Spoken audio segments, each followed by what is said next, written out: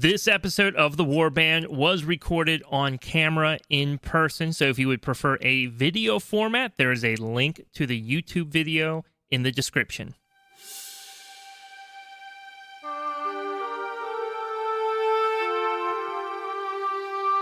Welcome to the Warband, a World of Warcraft podcast.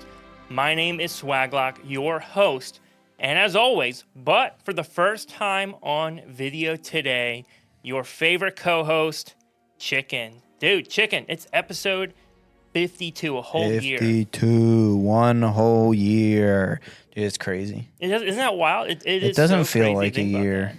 It really doesn't feel like a year, but there's been so many other things that have gone on in this whole year that it's like, baby?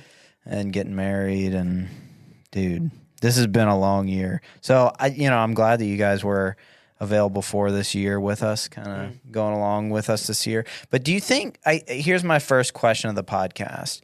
Do you think people thought we would have this good of quality when they heard us say we're going to do an in-person video podcast?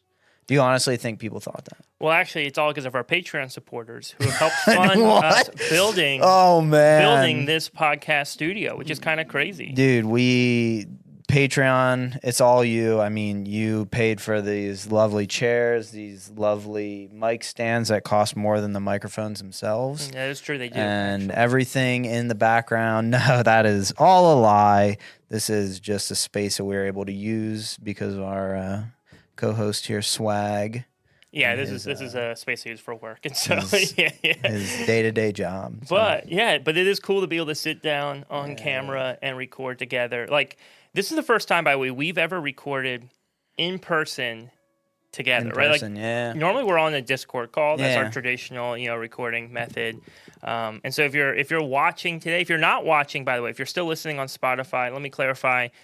You can watch on YouTube. We're going to include a link to the YouTube video in the description. So if you would prefer to watch this one on video, I would really encourage it because it's kind of a special. Even if you listen to the whole thing and then go back and just pop into the video for a second, you can see us sitting here chatting together. It is something cool. And again, 52 weeks, a whole year. So 1 year ago, we had posted our first episode. And we're definitely going to be talking about Warcraft today. Like 100%, we got some awesome questions coming in from our listeners about Warcraft. We have so much to talk about in terms of like midnight content, things going on there. Yeah. But I do think, Chicken, that it's fair for us to take a second and chat about like what it was like launching the podcast. Oh, so it was crazy. Yeah, and I don't think people know this. I don't know if we've talked about this before or not, but you were really the one who we definitely drove the concept of us doing a podcast together, right? This was ultimately your dream. You inspired me, but it took a minute of you being come on, Swag, when are we doing this? When are we doing this? Yeah, I mean, I've done a few podcasts in the past with a buddy, and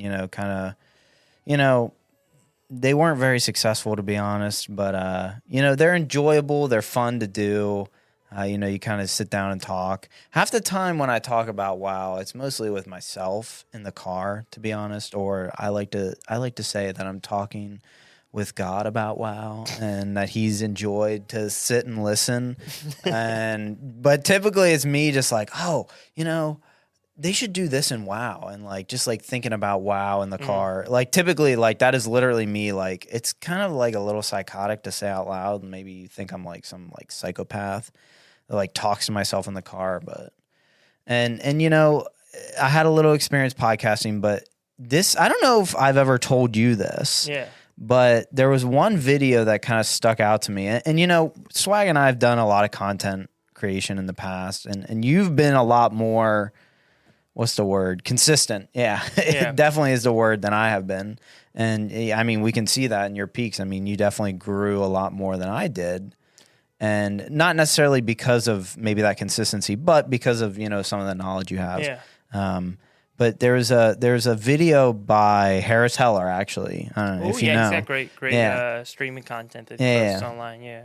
And his video was the greatest content that you could do is a podcast. Because you can strip that down, you can put audio on Spotify, you can put audio on YouTube, all that.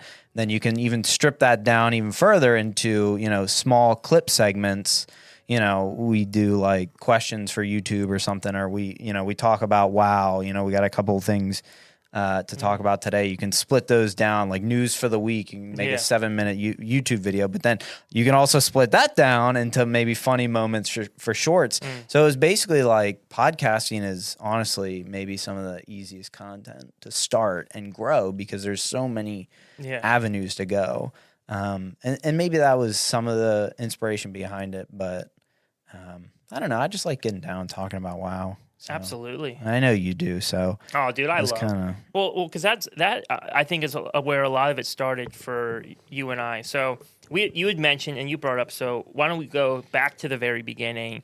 How Chicken and I actually kind of met, how we got connected. It was actually a church small group. So we ended up in this small group together. And we like kind of introduced ourselves to each other, and I find out this dude plays Fortnite. And at that point, I didn't have a gaming PC. There was a season of my life where I just didn't have a computer that I could game on. After college, I was like kind of broke, so I didn't. And then I got married pretty quickly, and I just didn't have like people are just like, didn't you just get married? I was married once before. And so it wasn't a high value that I didn't have a game PC. So I was just playing on console, and the console game at the time I was into was Fortnite. And I found this dude is into Fortnite. And I had just started making like YouTube videos, mostly of me just trolling children on Fortnite. Yeah, we did a lot. I mean, it was me just messing with whoever was in VC, right? And chatting. And I was like, dude, you're good at the game. Can you help me make content? That's okay, yeah. Which in hindsight, dude, like that content I was making was so cringe. And you were just like, yeah, I'll do it. That was pretty cringe. And so we literally built our friendship early on. That's pretty true. Just making content together and doing fun things. And at some point while we were streaming, because I think we were both streaming at that time. Yeah. I think I started first, but then you you definitely started first. Yeah. And we ended up opening the door for Minecraft content, right? Yeah, and Minecraft. So Minecraft. I'd made a couple Minecraft videos for TikTok. At this point, I did have some decent success with Fortnite on TikTok. Yeah. Oh my goodness. I had a couple videos with like 1 million views on them for Fortnite, doing well. And we switched to Minecraft, and all of a sudden, Minecraft though, that content was blowing up on YouTube. Yeah, that content did do very well. Right. Oh my goodness. I think my top video on TikTok is like 23.5 million views. Yeah, that's crazy. But back then, and it actually goes into some of the TikTok stuff now that I'm doing with WoW. Back then, like if I didn't get 1 million views on the video, I thought that video was a failure. Yeah, right. I was like, unless it hits 1 million, it's not like a good video, it's not right? Very good, yeah. Which totally changed how I perceive content, right? Yeah. However, the problem is like Minecraft's a fun game, but like most people, I get really into it for like 3 weeks out of the year. I play the heck out of it, and then I'm done. Right? I'm like, hard, yeah. I'm like, I burned myself out. I'm good. I'll come back next year. The mines will wait, right? But there's always been one game for me that has been like exceptional, and it's just World of Warcraft. And again, I'd taken a break, but as I got into streaming, I had built a computer again, and at some point, I don't remember why it was. I think I was burning out on the Minecraft content. Yeah. I didn't want to make content anymore. I think I had been going through my divorce at that time. Yes. So everything, it wasn't, my divorce hadn't started, but you could tell, things were happening. And so it was hard for me to just make content. It was like difficult to like make content, especially about something I really didn't love that much. And I listen, we're making a WoW podcast. I could not make a Minecraft podcast. I would just, after like 3 episodes, I'd be like, okay, that's everything. Man. I can talk to you about Redstone. I don't know the lore. I don't know like all the mechanics and secrets of the game. And I burned out, and I was like, I'm just going to go play some WoW. I don't even care about content right now. I had made a second Twitch channel just for WoW content. So I had like my main channel, the Swag Lock, and then I had Swag Plays WoW. And I found that I was just streaming on Swag Plays WoW all the time. So much more. Oh, yeah. Right. And so eventually I just said, you know what? I'm just going to go into WoW content. And really at that point, I was making some YouTube videos lightheartedly. I was streaming WoW. But I kind of gave up on like successfully doing content because I was like, I came from Minecraft and Fortnite where I was getting crazy views. I just can't it's hard to go from that and accept something less, right? I mean, you got some YouTube videos that have a fair amount of views on them. I do have one. I think I have one WoW video that's like 250,000 or something. That's still a lot. Which is good. Actually, it's my best YouTube video. Yeah. By the way.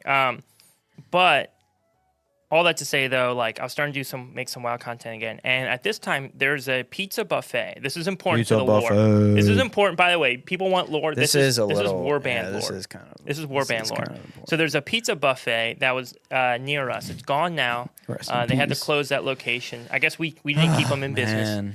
However, we would sit there and just talk about WoW. I think one time our wives showed up, or my girlfriend at the time, your wife, showed up to sit with us and eat, and we just talked about WoW the whole time, and they never came back.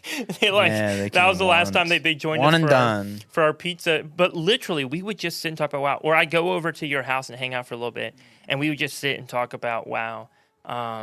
It was so fun and thought provoking and engaging. And you were like, dude, we gotta do a podcast. We gotta do a podcast.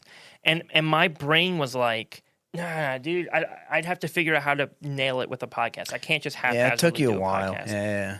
And you kept pushing. You're like, we gotta do a podcast. We gotta do it, dude. And eventually we're like, okay, we're gonna do a podcast. But then came the real difficulty. Oh my goodness. What did we call the podcast? That was a problem for a long time. Yeah, we probably spent like weeks. Oh my goodness. Podcast name. Dude, we had some good ones. There's one that I still wish. Oh man.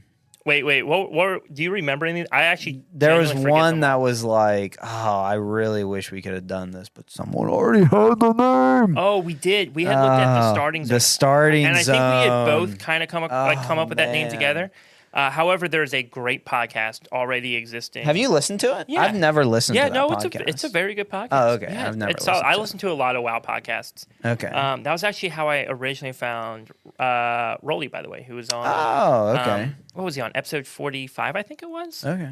I had heard him guest on another podcast. Yeah. And I was like, dude, this guy is wonderful. I'd love to. Yeah, dude. And this was way back when our podcast first started, right? This was like a year ago when our podcast first started. Mm-hmm. And I was like, man, we could never get a guy like that onto a podcast we're doing. Right? Oh, dude, it's so crazy. Mm-hmm. I mean, and I just looked a couple seconds ago because I was pretty certain this is what our first episode talked about. Yeah. And I really wanted to make time this week to go back and listen to the first episode again and kind of just... Right, we've improved so much. Yeah, kind of just see where we were because there's a lot of episodes where we tried a lot of things and they just didn't. I don't know if it didn't work or we just decided there was too much other content to talk about and we were just done. Because we used to do those like tips of the week and we would try to come up with like some cool like game changing tip. Oh, I forgot. And I was like, low key. I was like, I'm glad we stopped. Dude, we definitely yoinked that from. Remember the Titan Forge podcast? Oh yeah. I think they did that, and when. I guess I was like, oh, that's a good idea. We should do that. And I knew that podcast was coming to an end. So I was like, no one else was going to do it. Yeah, right. And then I was like, oh, man, like that. Yeah, but I just looked. Our first podcast, we talked about, obviously, the launch of the War Within because the War Within was...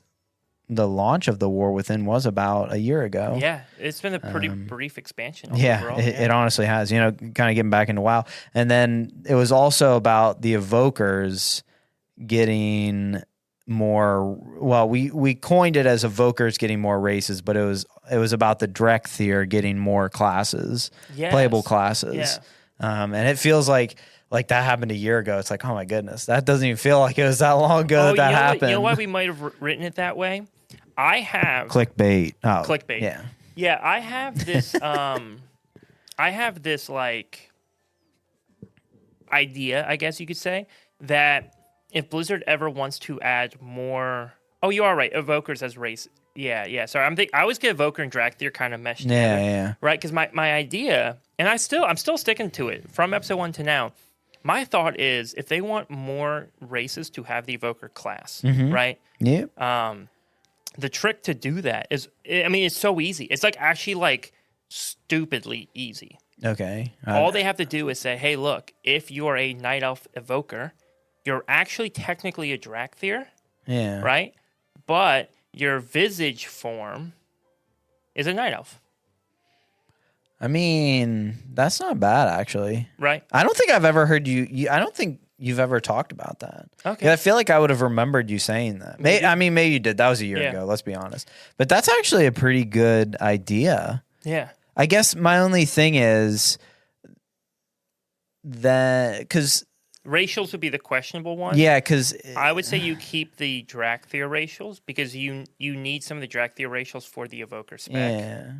You do? For the Evoker class. Yeah, things like the Glide and stuff like that. Oh, because Glide is... I feel like they would almost just have to change Glide to Evoker specific. Because Soar is Evoker, isn't it? Or is it Dracthir? Yeah, that's Dracthir. That's Dracthir. Right, because that's the tricky part. Is like everybody right now is playing their Evoker or their Dracthir Warrior because they get to move a little faster. Yeah, right? Yeah.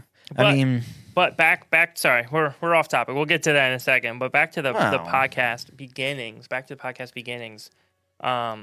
You would mention like the segments we try to do, right? Yeah. I think I did it for like 2 episodes and then I stopped. I used to like plan a little lore piece in there. Like, this is relevant to where the story's at right now. We'll talk about it. Yeah. And it just felt so forced. Like it felt so forced. Goodness. So then we just never talked about lore again. And then more recently, as we've been finding things out, I've been giddy. Yeah. And just talking about some of it. Not planned, by the way. I think people should know this. Most of the Warband conversation is not planned. A lot of this is just Chicken and I sitting down. None of this is on our notes right now. No, we literally have not gotten to any notes yet. I think we have 3 bullet points on our notes plus listener questions. Yeah. But the I think recently we've started doing some lore again, and it feels more organic this time because it does. What I love about this podcast is it's you and I. Even if no one listened to it, it's just a chance for you and I to sit and talk about the things we're excited about. It's just fun. Like we're just genuinely so fun. That's true. Yeah, if we do lore now, though, we'll have to pan the camera just to you so I can fall asleep over here. Yeah. Now, granted, I will say, though, the dirtiest secret of the Warband podcast. You ready, Chicken? Sure. I don't even know if I've ever even told you this. You might not be very happy with me. Oh, really? Yeah, I do a lot of graphic design for work. Okay? Yeah. I'm terrible at drawing. I'm atrocious. Anything I have to create from scratch, I'm terrible. Sure, yeah. I can image manipulate all day long. Yeah, right? Sure. And I don't know why I did it at the time. And I have no regrets, by the way. If you want to fight me on this, sure, you can fight me. I have no regrets because I like it. It turned out cool, dude. I used AI to make our artwork. Oh, the Warband logo, AI. The background, AI. I'm not. I mean. I know I did a lot of manipulating, especially to the logo, to get it exactly how I wanted it. Sure. I did editing afterwards, but dude. Yeah. So that's part of our lore. The dirty, dude. That's skeletons in the closet right there. That's not that big of a deal, to be honest. Like, as my friend as my coworker would say, whenever he uses AI to like write code and stuff, he's always like, "No, I just had a little helper. I had my little friend help me," and I'm like, "What?" Yo, you just had our little friend help us make the. Dude, I mean, you know where I've used it, and this isn't the AI podcast, but I've used it on 2 things. One, there have been multiple times where like I'll be working on something for work, and I can't seem to get like equipment to work correctly. Like this happened last week where I was having an issue with some microphones going through a wireless unit, and they just weren't like I wasn't passing enough signal for whatever reason. And I like throw it like all the components into AI and like include a copy of like the manual for the equipment. And the AI comes back and goes, "Oh, this unit right here is blah blah blah blah blah blah blah blah blah blah," and it like explains why this isn't actually going to work and why I've been like spending too much time working on the wrong thing. Bonehead. Right. And I'm like, yes. Also, there have been a few times where I've used AI to help me better understand things like weak auras. Oh, really? I'm like, I want to do this in a weak aura. How do I do this specific thing? Bro. Yeah. AI write weak auras? That'd be kind of lit. I haven't gotten it to write me a good working full weak good aura. Working. Right? Which is kind of surprising. But it will give me steps on how to, like, if it's doing steps, it works. Yeah. If it's writing me a custom code for weak aura, it doesn't usually work now. That kind of sucks. That's a little surprising, to be honest. Just a tiny little, because AI is pretty good at coding. But I like the steps more because the steps for me help me learn. Yeah, they help you teach. Yeah, right. And I prefer learning over just passing it off and then that's true. Right, having someone else do it. But anyways, all that to say, the Warband launched a year ago, and we've been figuring out along the way. We've been having such a good time. Like, it's genuinely just been such a good time working on this podcast. It's been pretty good. Yeah, I mean, obviously, you know, you guys as the listener, you've definitely supported us. I think the podcast has grown a lot more than we expected it to grow. And I mean, that's all up to you guys, right? But yeah, I mean, I think when we got into it, I was like, if we get like 100 listens a week, I feel like that's pretty good. And now we're literally like, to open up the curtains, we're about 10x that. So, which is to us, I mean, a really good, spot, right? So it's like, now how to, once we hit another plateau, it's like, how do we, open up that and grow from there, right? Yeah. Because I don't necessarily know if we've plateaued just yet with the podcast. It will come, obviously. Yeah, but we're still growing. But yeah, I mean, and I remember when we started, because like you asked for like, Swag, let's do a podcast. I'm like, I don't know, man. I don't know how we're gonna build it. I don't know if there's actually enough interest out there. There's already a bunch of WoW podcasts. You're like, who cares? Let's just do it for fun. Yeah. And I'd like trust you on that. I'd be like, okay, we'll just do it for fun. But it's doing well. I've been excited. And I think the last thing we'll say about the podcast itself specifically, as we kind of get into WoW and switch into WoW, I think the thing that has me the most excited, the thing I want to actually thank everybody for, is the community that's been forming for this podcast, right? Mm-hmm. The people that hang out with us on Discord, chat with us, like come hang out with me on stream even, right? Man. All of that is so fun to just have those conversations, engage in that time. So thank you, everybody. Like you all have created an amazing community. I don't always get to comments online super often, right? So like if you're commenting on Spotify or Apple Podcasts or whatever, I will admit I don't always see them. I try to check them out sometimes. Spotify's easier for me because I use Spotify. Yeah, Spotify is. And so I'll check Spotify sometimes. But for the most part, though, like I just love the community that we've been forming, and it's been awesome. It's been awesome getting to meet some awesome people. Pretty lucky. You probably recognize some of the same names coming up a lot for the listener questions and stuff. And so just amazing people out there. And so thank you so much. However, I do think it's time. Maybe we shift some gears and go look at some World of Warcraft content. Oh, man. Imagine. Oh, wait, do you like my little Thrall pop? Oh, yeah. He just came in the mail yesterday, so I figured I'd... Oh, yeah, actually did? Yeah. That's why he was still in the box when I got here. No, I didn't know if you were one of those people that just keep them in the box. No, not usually. No. And then, you got your nice statue. Yeah, this came with the War Within Collector's Edition. Okay. And so I don't know what's going to come with the Midnight one. I'm kind of hyped to find out, though. But I don't know. They haven't announced it yet. So I'm waiting. I feel like it has to be something with like player housing. I feel like it almost has to be. I don't know. I don't know. I could be wrong. Yeah. But I feel like player housing is going to be such a big role in Midnight. Mm-hmm. And I just don't see... Well, I don't know. I could be wrong. Typically, they try to stick with like storyline stuff, so it probably might be something with the storyline, even though this is... No, I'm not sure. Who knows? Maybe it'll be like a little Sunwell. Oh, that's true. Right, we could get a Sunwell. Actually, that might be kind of like... We could get a Xalatath statue. Although I don't think the statues are super common, by the way. Yeah. I think they did a statue for the 10 or 15th year anniversary. And this was for the 20th year anniversary. Gotcha. Since this was around the 20th. Yeah, gotcha. So I suspect the statues aren't always their go-to option. I wouldn't mind, though, Blizzard, if you want to put another statue in the Midnight Collector's Edition, I wouldn't turn it down. What'd they do for Dragonflight? I don't know. I didn't get Dragonflight. Oh, you didn't get Dragonflight? Not in Collector's Edition. Oh, okay. No, I wish. I don't know why I didn't. I was a fool. I was a fool. You know what it probably was? I was a fool. I think what happened was I bought the Epic Edition or whatever as soon as it was announced. Oh, yeah. And then I was just like, well, I got the Epic Edition. Yeah, no need to. Yeah. And so, but this time I was smart. That's pretty fair. This time I have not pre-ordered. So everybody's flying around on their new cool mounts and using their new cool transmods. Not me. Not this guy. No.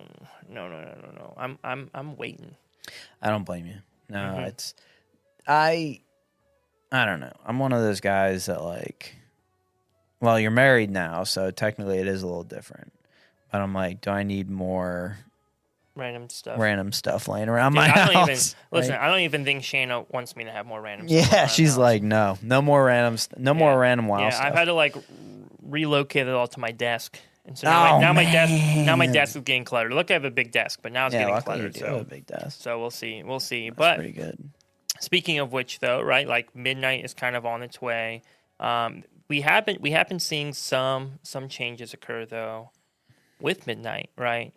We have. I think some stuff announced this week. I know they're changing crafting. Are you familiar with the crafting changes? Yeah, I am. Yeah. So it looks like it doesn't look like they're definitely removing the rank 1 and the rank 2 nodes for crafting, which means there's only going to be 3 ranks now. They worded it kind of weirdly as saying that they're removing rank 1 and rank 2. So that kind of makes it seem like there's going to be rank 3, 4, and 5 now. But I think they're just going to shift it down, and now that is just rank 1, 2, and 3. I think they did that purposely because they didn't want us to think that, like, the leveling is going to be adjusted. Like, they didn't want us to think that, like, rank 3, 4, and 5, the eye levels of them are going to be the same versus if they would have said, like, hey, we're getting rid of rank 4 and 5, then maybe people would have think, oh, well, crafting gear is only going to be to the eye level of the rank 3 piece now, and that might not be near as good as getting like a mythic, getting crafted gear is not going to be anywhere as good as getting like a myth track item upgraded the whole way. Does that make sense? Absolutely makes sense. And I think it's good that they took the bottom ends out, not the top ends. Yeah. Because there's also sometimes it's just the vibe of something. Yeah. Right? Vibe is an important, almost unmeasurable type of thing sometimes. And so if they were to take out the top 2, which logically, like if you were to be like, oh, logically, just take out the top 2, right? Yeah. Especially because I don't think those top 2 were originally a part of crafting. I think they came in very shortly after. I don't remember though, but I think they came in very shortly after. I could be wrong on that though. This is back in Dragonflight. My memory's hazy. But they took out the top 2. Players are going to be like, oh, do I really just want a normal 3-star? I want a 5-star, right? Yeah. And then it kind of just feels lame, right? Now, they are going to have to come up with like names, but it is better to say, oh, I can still get the nice high one that I used to get, right? Versus being like, oh, the good one's no longer an option. Yeah. Even if it technically is just as powerful as the old high one would have been, it does make sense. It does make sense that they keep that. Yeah, it's kind of weird, to be honest. I kind of like it, though, because I always thought it was weird that crafting was a rank 1 through 5 system, but all the elements and all, like, the crafting material was only ever 1 through 3. Yeah. Like, that to me, that was, like, it was like, that makes no sense. Like, why do we have a different ranking system for crafting versus the crafting materials? I was like, this just doesn't make sense. No. So I guess, we'll find out more to come, but it also feels kind of like wasteful to me sometimes. It does. Yeah. I don't do professions. It's just not my thing. I'm not super into it. Yeah. But when I think about crafting and all the different ranks of things, who the heck is buying the low ranks of stuff? Right? Like, is there any value to that existing? Dude, I don't think I've ever, like, if I bought something and didn't get a 5-star. Marketing is weird because there was, for like a hot, 3 weeks, I was involved in like marketing for WoW. And I don't think I ever talked about this on the podcast. Where there's a site, and I can't think of what it's called, but it's basically like a stock market for WoW, and it'll show you like trends of what prices of things are, and trends of, supply and demand versus, different things in the auction house, right? And I've always, and I get now why after I watched that video, after I did it for a while, I understood why supply and demand and why things were. But I was always like, why is the rank 1 material always like so much more expensive than the rank 2 material? I was like, what is going on? And it's just supply and demand. There's just not as much of the rank 1 material in the game. So you can demand more for it. But I'm like, who's buying rank 1 materials? People who probably need to level up their professions, right? Yeah, or that. Yeah, people that need to level up their professions. But I'm like, why would you ever buy a rank 1? Why would you ever buy a rank 1? Oh my goodness, the flask, the alchemist flask, right? Rank 2 is when rank 2 is better and it's cheaper. Like, come on, it just doesn't make sense. Yeah, and what? Yeah, I mean, the thing too to me is like I at least understand it in like consumable items, right? Yeah, the flasks, I get it, right? Yeah, the ranking system on flasks to me is really cool. Yeah, it is. Yeah, because it's like, oh look, I have the different options that exist, whatever. But it's not. I don't think it's like cool enough to justify its existence. Yeah. But where I mean, it's fine though. I'm not saying get rid of it. It's fine. Where it does feel weird though, is like permanent things like armor. Yeah. Right. Yeah. like if you go to dude, by the way, like I'm gonna say something. No. I'm gonna say something. And I apologize. I apologize for this. But I'm gonna say it. It doesn't make sense to me that you can craft gear lower than rank 5. And because that system exists, I usually don't go to my guild mates to craft things. Oh, really? Yeah. Because I feel, and this sounds weird, maybe this is weird. I've had a few too many times where we'll go to a guild mate to craft something, and it didn't craft me a rank 5. And I feel safer now going into trade chat, literally just typing LF and then tag the item at rank 5, and then sending it to the first person who whispers me. Yeah. Like, and you know it's just like a quick automated whisper message. There's nothing personal about it. But at this point, it's faster. And I have never once in my entire time doing that gotten... Because you can require it to be a rank 5 when you send that person order. Now, technically, you could be like, oh, but Swag, you can require it to be a rank 5 from sending it to a guildie, too. Yeah. Sure. But the way the system's currently set up, it doesn't actually incentivize you to use your friends. Yeah. Right? Not necessarily. The only incentive to go to your friends for this is because you want to be nice to them. And give them the gold versus some random person, right? So the only incentive is kindness. Yeah, right? That's fair. Which is fair, by the way. In most things, I would be the guy who's like, oh, here you go. But when I finally got, and maybe I'm too impatient, right? Oh, impatience, the other thing, yeah, right. Maybe I'm too impatient, but when I finally have the crests, and everything I need to like craft that thing, when I'm like, yo, I want it now. I want my like 720 shoulders right now, whatever it is I'm crafting. I think wrists are my best for this season. Maybe wrist and shield. Sure. Right. I want this. I want it right now. I don't want to sit there. And our guild, by the way, is on the much more active side compared to most guilds. Our guild is popping. Yeah. It's awesome. It's amazing. We have a lot of people from the podcast hang out in there, but also a lot of people who aren't from podcasts because it's not a podcast guild. It's not a podcast. The guild we just like being a part of. Yep.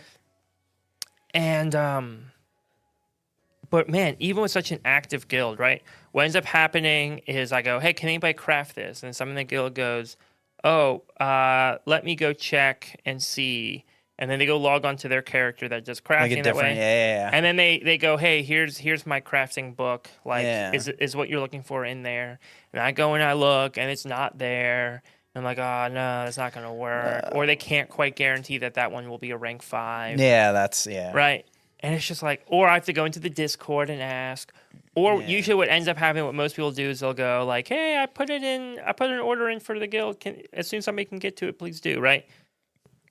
Which is fine, but then you can't really... I don't think you can require a rank 5 if you do that. I think when you put it out more publicly like that to the guild, it has to be whatever rank they can do. I think only personal requests can be... I think guild orders can be can they? rank 5. Somebody listening I'll probably get 7 comments on Spotify. I'm pretty sure it is because... And I'm the same way as you where I'm like, if I want this now. Yeah. And like I've done trade chat too.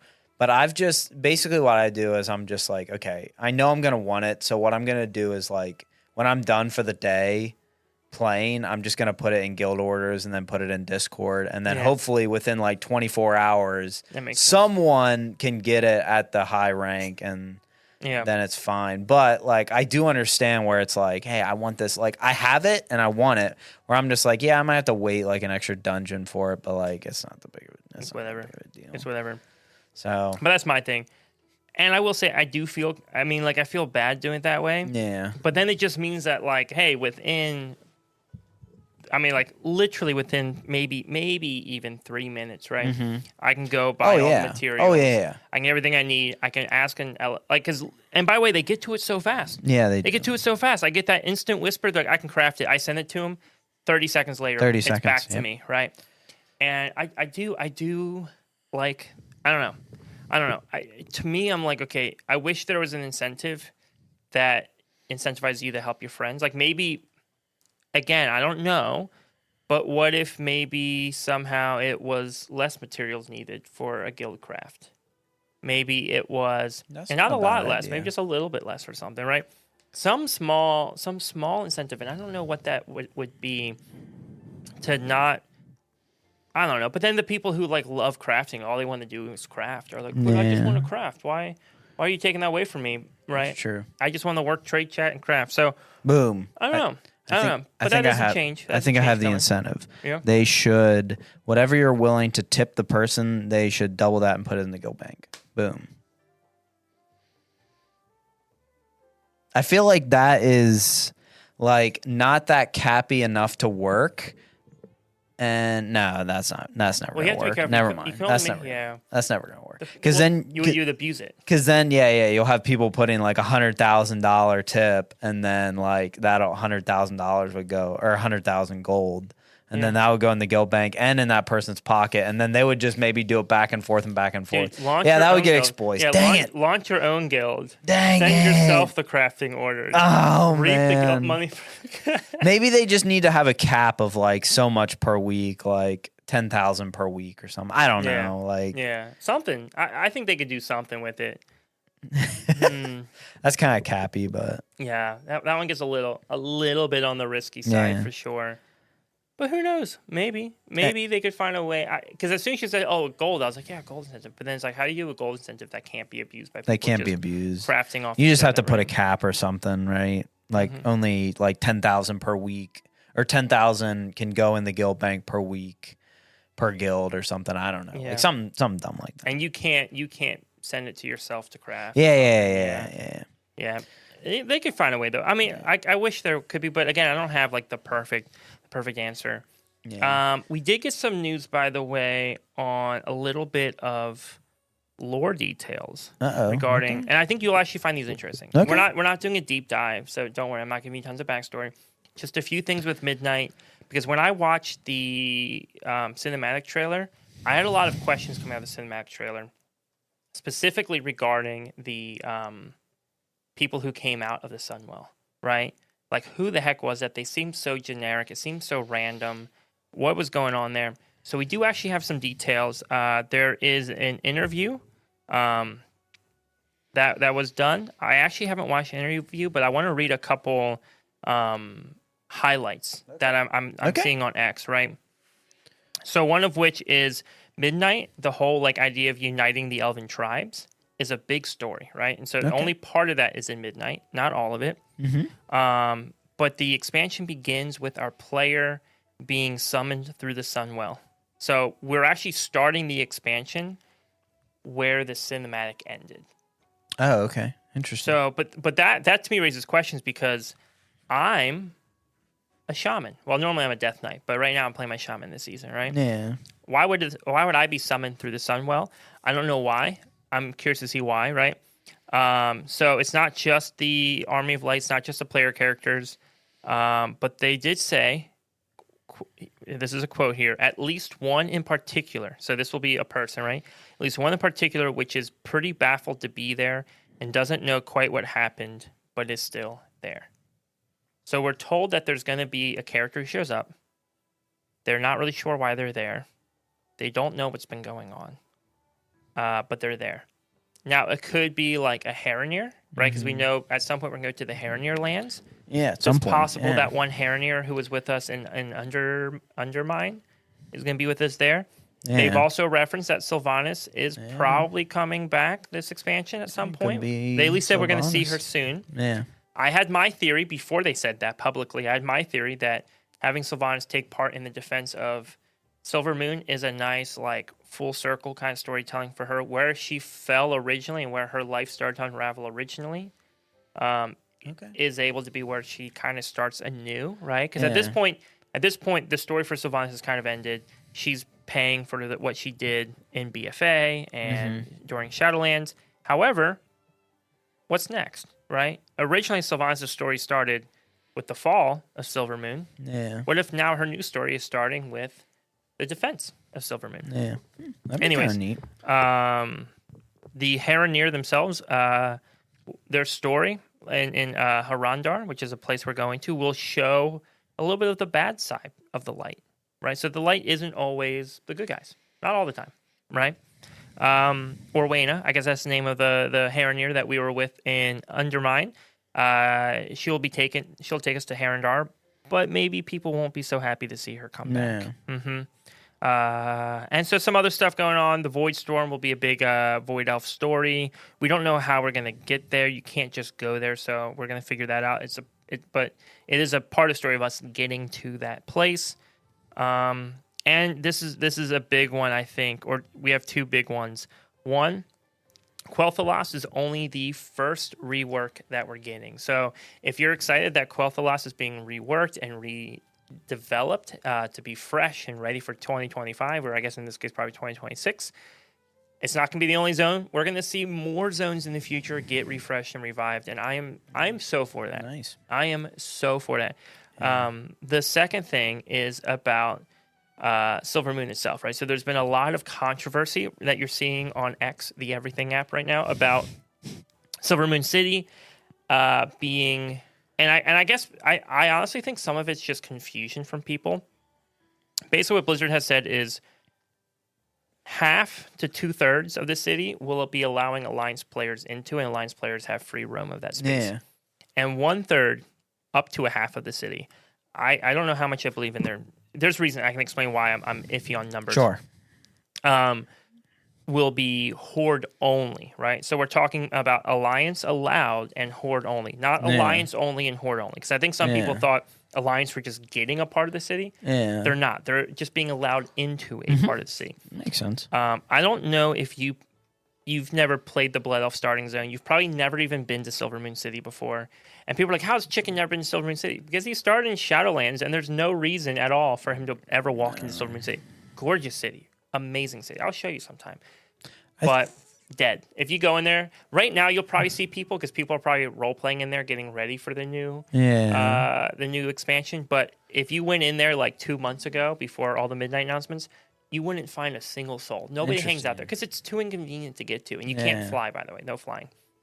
And but Silver Moon split into two spaces. So on the right side of Silver Moon, you have the city that's still standing, right? That still exists, and then right through the middle, you have this big gaping cut through the middle of the city where we talked about, I think, on the last episode or so, where Arthas's army marched through the city to get to the Sunwell.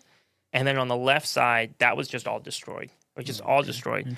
And so they're saying that left side has been rebuilt, and that will be where Alliance are allowed in. And then what we've traditionally known as Silver Moon, right, what has previously existed as Silver Moon, will be redesigned with obviously looking fresh and new, but that will be Horde only. Oh, okay. Now, there's some questions on if maybe like Murder Row or some of those areas will allow Alliance players in, because we know there's a dungeon located there. But also, just because a dungeon's located in part of the city doesn't mean that Alliance players can just walk through it when they're not in the dungeon, right? Because we've seen open world dungeon, and this is where I think people are getting confused. They're like, well, the dungeon's there, so they have to be there. No, the dungeon entrance could be in the neutral space, right? Yeah. And just doing the dungeon puts you into the Horde space for the dungeon only, right? Yeah. So I think that's important to keep in mind. So I'm very interested to see. However, what is really important too, and I like this. I actually think this is awesome. There was a lot of tension online about how, like, oh, why would we do this? Why are we allowing them in? This sucks. This is our city. And the developers have come out and said, hey, look, we want you to know the Alliance are being allowed in to help with what's going on at the Sunwell and what's happening in Quel'Thalas. But the Horde don't like it.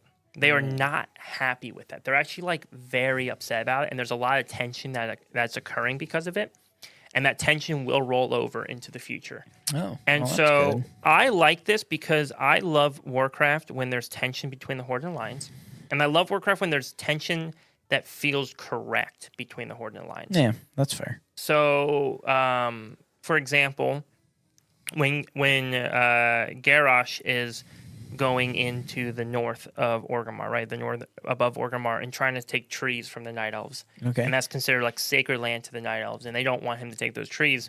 And so they're kind of fighting amongst each other there.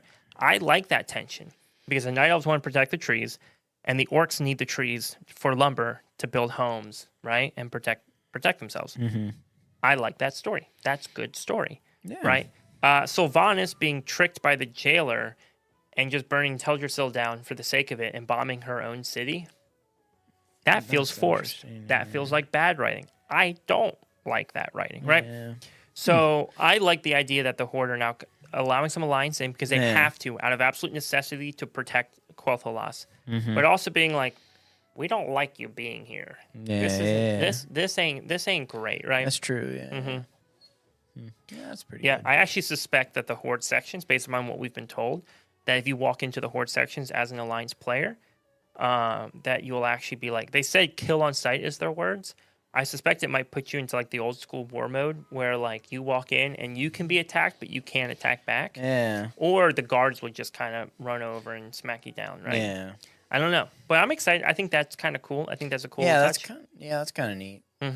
So I like a little bit of story elements there, but I want to update you on that and how the city is going to feel. So for the first time ever, we're getting this neutral hub city that actually isn't very neutral, right? So it's a neutral hub, but actually as Alliance players, we're not really wanted there. Yeah, no, and I like that. They don't want us. Again, I'm sure Blizzard will design a way where I can still sit there all day long and run in circles while I wait for my dungeon queue to pop up. But from a world building standpoint, I like how that feels. Yeah. Yeah, no, that seems pretty accurate. Maybe we'll see like a more defined like almost, I don't want to say like split between the Horde and Alliance again when the last Titan comes. And maybe they're trying to like build that way when they kind of reform after the last Titan, that this tension between the two exists. Because I mean, we talk about it a lot. I mean, when I started in Shadowlands and then even into Dragonflight and now into the last Titan, there's been no war. There's no really tension between the two. And by the way, so Shadowlands was one story. Yeah. Dragonflight was one story. Yeah. The War Within's been one story. But historically, a lot of times expansions would actually give you different stories for Horde and Alliance. So Horde would go and oftentimes in the same zone. So BFA was radical, having two entire different continents, islands. But traditionally, it'd be like, oh, hey, we're both in this zone, like Berean Tundra and Wrath. But we have the Horde settlement here, and we have the Alliance settlement here, and they're their own quest hubs, right? And you could catch each other out in the wild. Yeah, right. I think the most iconic one for me is in Outland. If you ever go to a Hellfire Peninsula in Outland, you literally have the I can't remember what the big walkway is called, but there's this big path made up of Draenei skeletons. Okay. If you ever walk this path and look down at the ground and see a bunch of bones, it's Draenei skeletons, right? Oh, interesting. So a bunch of Draenei skeletons pave this huge path, from Hellfire Citadel all the way to the Dark Portal.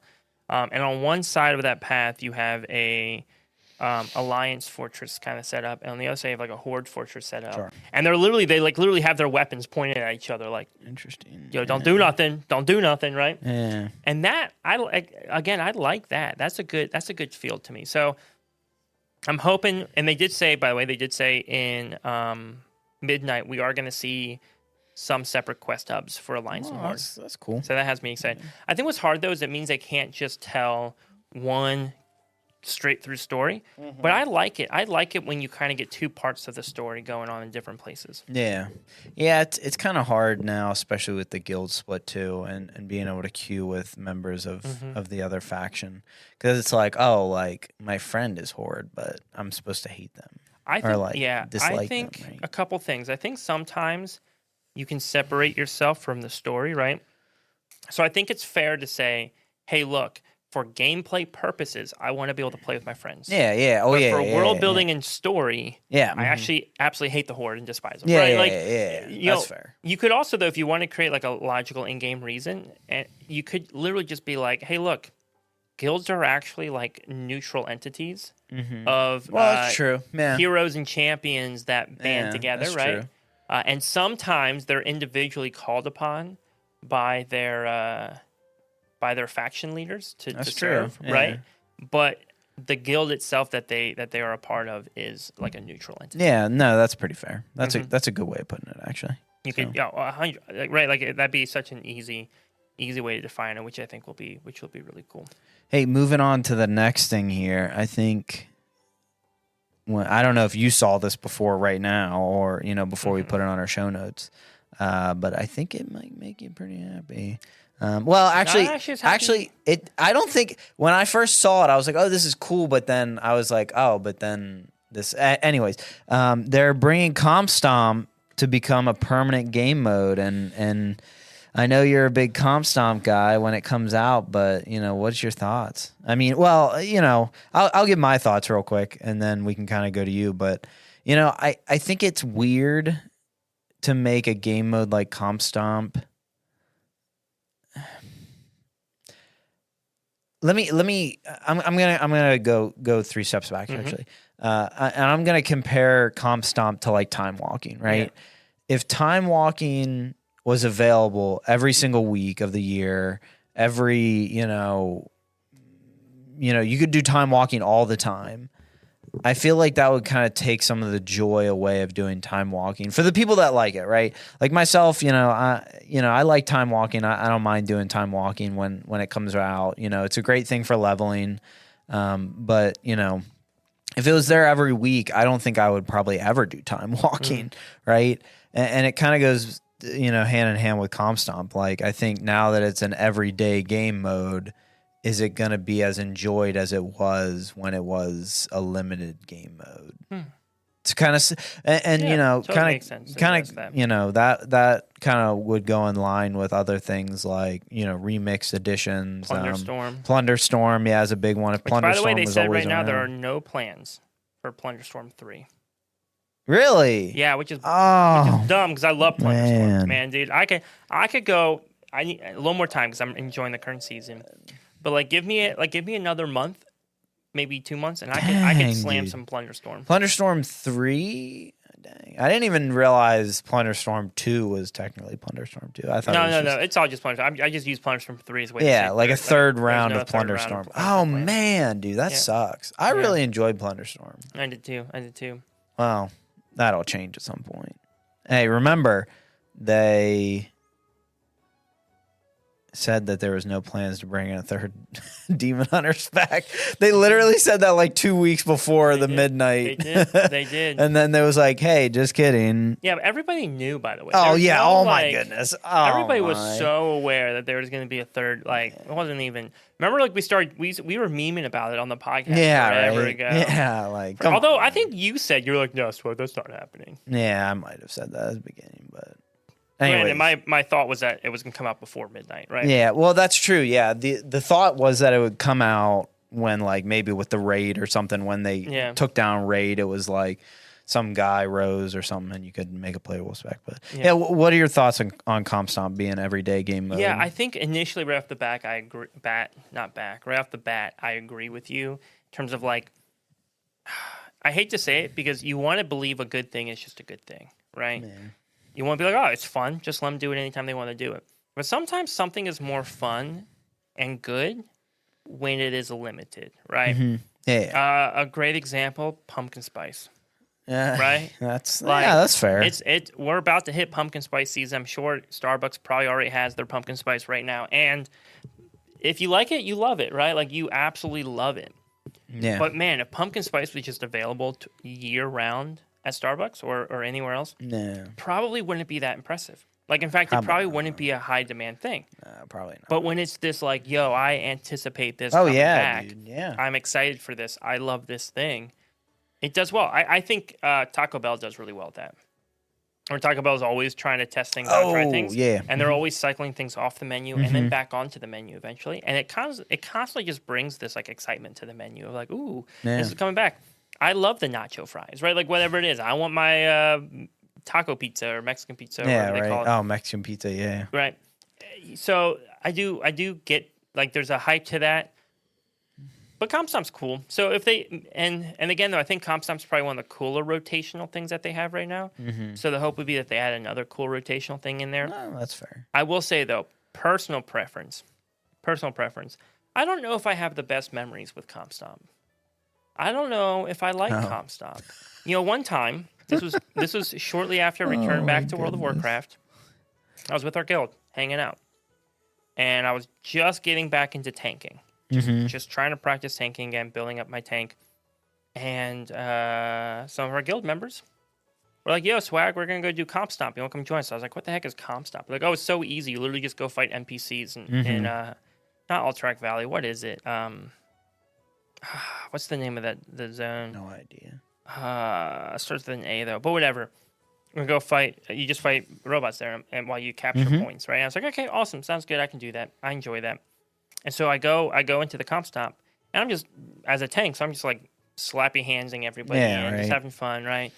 And then I died. I died in that comp stop. No, I literally died. I'm probably the only person in the history of the world who's ever died in a comp stop, right? Dang. The next week, it's raid night. Oh no! I'm raiding with our guild, right? Yeah. And I'm goofing off in general chat. Because sometimes I'll goof off in general chat at raid because it's fun. Like, everyone else who's raiding is also in that zone, even outside your own guild. Right? It's just random people who are raiding. And somebody immediately comments and goes, yo, are you the same guy that died in the comp stomp the other day? I've never talked to this person before in my life. And right away, boom. Yo, are you the same dude who died in a comp stomp? Yes, that was me. I don't even think they said same guy. I think they were like, yo, you're the DK who died in a comp stomp. Right? Like, man. I think that was like their wording. And by the way, I got to know them. They were fun. They were funny dudes. It was enjoyable to chat with them and get to know them. But that was funny. But it was like, dude. Yeah, I died in a comp stomp. What a nerd. Right? That was one of those moments where you almost can't believe it. Where you're like, did somebody actually like remember that? Like, is that actually remember? So that's kind of fun. Yo, if comp stomp never came back, would I be fine with that? Probably. No, I'm kidding. I actually do think it's a fun. I think it's a game fun mode. No, a fun game mode, and it is good. I think comp stomp's great for collecting transmog. Yeah. It's a really good transmog collecting opportunity. So. And it's good for just kind of getting into PvP. Like, if you want to get into PvP, it's a great way to get the tokens and stuff to get the PvP gear and stuff. That's true. So maybe I should get into PvP this season. No, you should not. Never do PvP, because later this season, we're going to have something even better. And that's a nice segue into our next topic about Legion Remix. And literally, the article on Wowhead says exactly what's on our show notes. Legion Remix to add more power and more fun, ? So the article wasn't very long. It was just like a one-liner from Blizzard basically saying, hey, we got the feedback from the community that did the PTR. We got, all this information. And it basically was, and this is what I'm assuming they're saying, right? And I think we had a question last week that kind of like was similar to what I'm about to say, and kind of similar to what a lot of people, I think, what they felt about Legion Remix. I think basically what Blizzard is saying is like, hey, sorry that you can't one-shot bosses like you could in Mist Remix and MoP Remix. So we're going to make it faster pace that you can do that in Legion. That's not what the article said, but it was basically like, hey, we're going to make it so that it's, the power scaling is more exponential and not as linear as. So I think it's going to feel a lot more like MoP Remix, where once you got to a certain point, like you only needed like one level, one level 70 that had like, cap on eye level gear, like the highest eye level gear you could get. And that's all you needed to like do like every single heroic raid in MoP, literally. And not even to do it like slowly, like you could still do it like relatively fast. Right.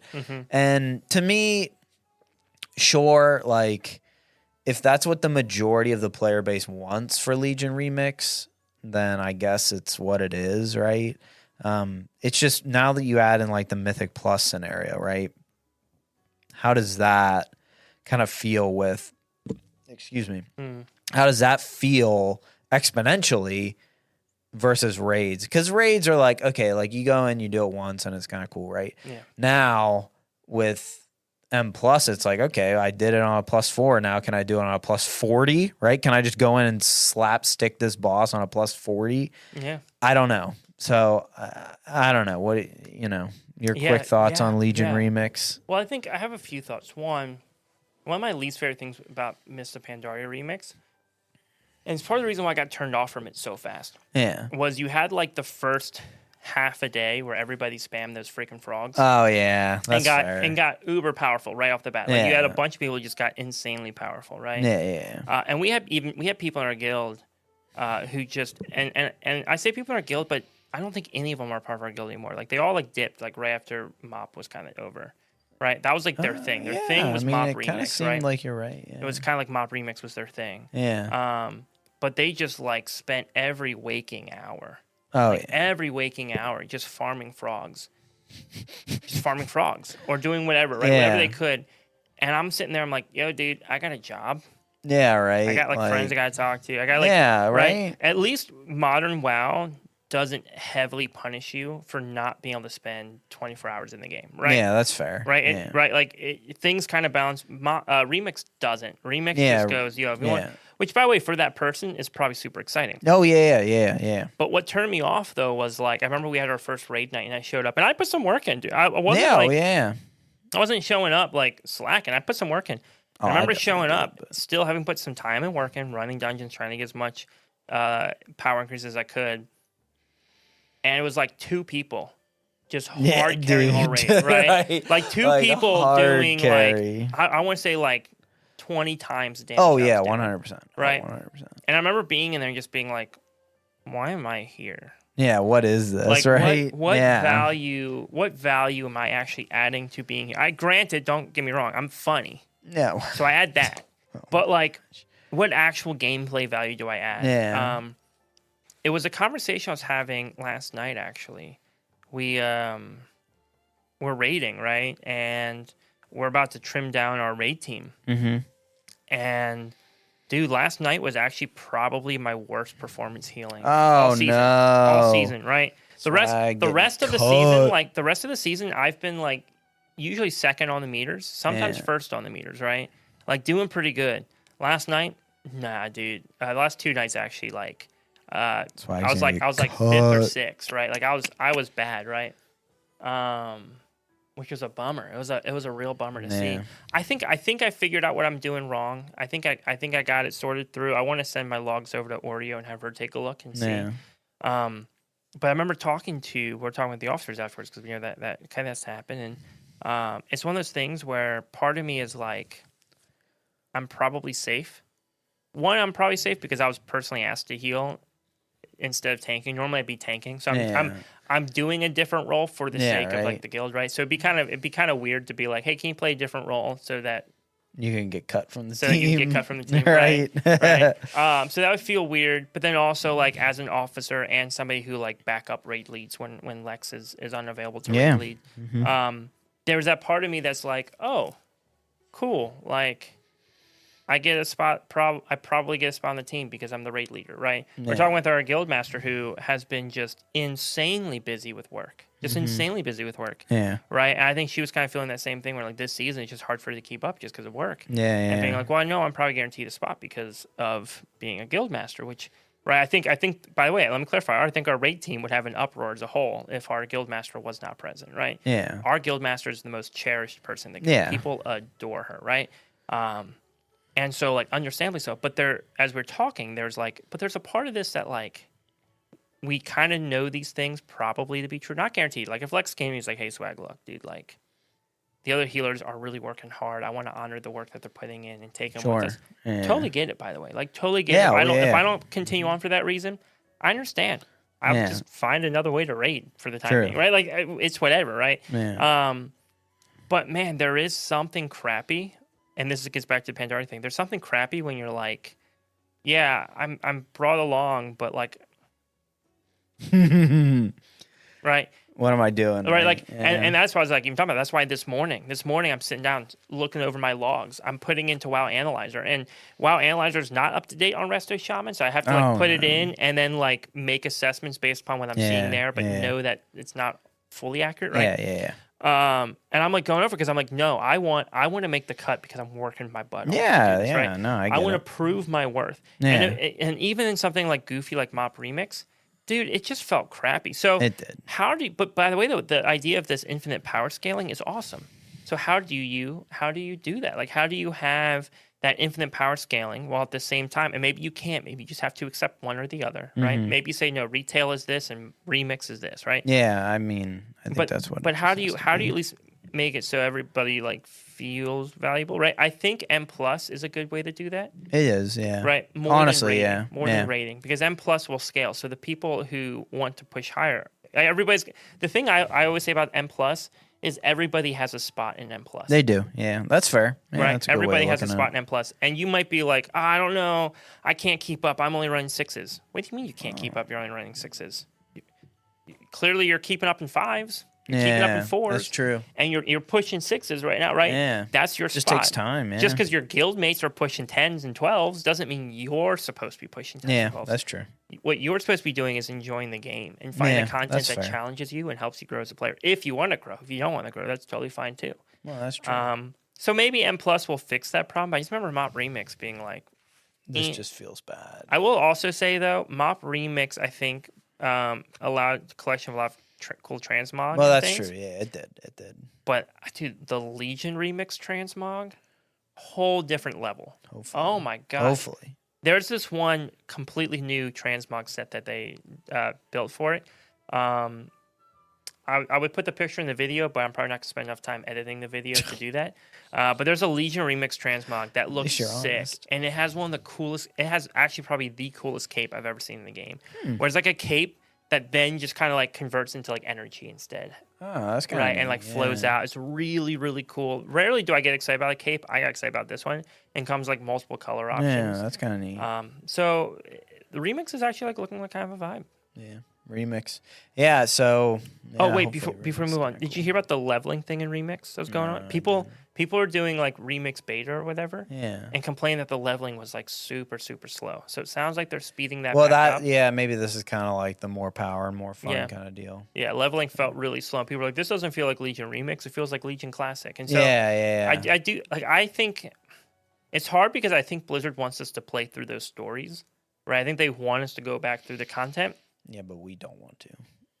But it also probably makes it last longer, right? Yeah. If you're going like, oh, it takes you 4 hours to get from level 1 to 80, 120 or something.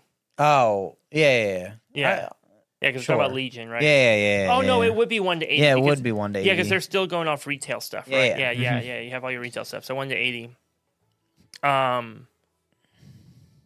If it took 4 hours, that would be... Yeah, right. Because Pandaria was super fast. Yeah, Pandaria was quick. Legion's feeling a little bit slower. Especially on, like, secondary characters. Like, your second... Like, I think, like, my third character, I had it leveled to 70 in, like, an hour. Yeah. If that. Yeah, people are using... MoP, and I think that's part of it too. I think people are just using MoP to power level characters. Yeah, And I don't know if that's really what Blizzard truly wanted MoP to be, was a power leveling system, because we have leveling events that already exist. Yeah. And so I think they want to slow it down, and I think slowing it down a little bit also encourages you to do the actual content that exists and not just use it. Again, you could be like, oh, but that's what I like doing. No, you don't like playing Remix. You like power leveling characters. Those are two different things. Yeah. Those are two different things. It just happened to be that MoP was really good for power leveling. No, I don't think it was intended to be like, that was like power leveling. Yeah. Right? Yeah. One last thing before we get into some viewer questions. And this was on our sheet for last week. We just never got to it. And honestly, I feel like we could have talked about this at any point. But since it's kind of new to this season, I felt like it was right to talk about now. They've been talking about this Mythic Leavers system for a long time. You know, should people get punished for leaving Mythic Plus keys before like a certain amount of time and something like this? And, you know, and then now we have this abandoned system, right? And it's new to me. And you know, I don't want to spend too much time on this because we do have, you know, a fair amount of questions, and you know, I want to, you know, kind of get through as many as we can today. But, you know, I want your quick thoughts on, you know, getting punished for leaving and the abandoned system. And I'll give my quick thoughts on the abandoned system. Yeah. You know, I like the abandoned system and I don't like it. I think it does the job well of what it's supposed to do, and I think it does the job poorly of what it's supposed to do as well. And what I mean by that is, I think it's great to keep people in keys, right? But I think it's also bad to keep people in keys. And what I mean by that is, when you have a key that just obviously is not going well, right? Yeah. And you're just like, you're half you're in halls of atonement, and you haven't even gotten to the first boss yet, and there's 20 deaths, and like there's like 5 minutes left on the timer, and you're just like this just isn't it. Like either we're just not here, and things just this just isn't it, right? Yeah. I think there's now a motive where you almost feel bad being like, hey, this is your key, but this just isn't going well. But I feel bad being the one saying, hey, we should abandon this key, right? Versus just leaving, because now if I just leave, now I get penalized for it, right? Yeah. So I think it does keep things in balance where like, hey, if you're on the verge of timing this key, I think some people will be like, well, if we're not going to time it, I'm going to leave, right? Like that, an instance, a while ago where someone was like, well, I can't have an untimed key on my Raider IO. And you're just like, what? Like, shut up. Yeah. Yeah, nobody's checking that. No, yeah, like calm down. But now it's like, okay, well, if there is like, you're like right on the border and like, hey, you get to the last boss and you run out of time, but you want to finish it. I think this kind of holds people true to that. But does it hold people more true to a key that just is not worth the player's time? Yeah. Yeah. So that's a good question.